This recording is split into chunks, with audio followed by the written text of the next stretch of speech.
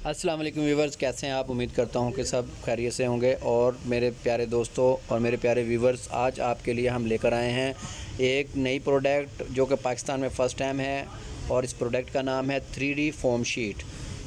3D foam sheet ये break style में है। आप तस्वीर में देख सकते हैं इसको लगाने का तरीका, और ये कितनी ज़बरदस्त जो है इसकी ये लगती है लुकिंग।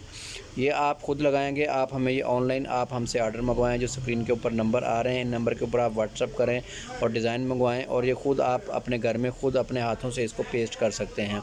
ये लाइफ टाइम वाली प्रोडक्ट है। इसके ऊपर स्टिकर लगा हुआ है। स्टिकर को उतार के आप इसको इस तरीके के साथ पेस्ट करते हैं जो तरीका आपको वीडियो में नज़र आ रहा है।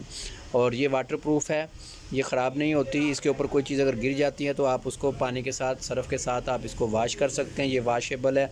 ये अभी हमारे पास 5 कलर्स में दस्तयाब है। इसका स्टाइल भी यही है।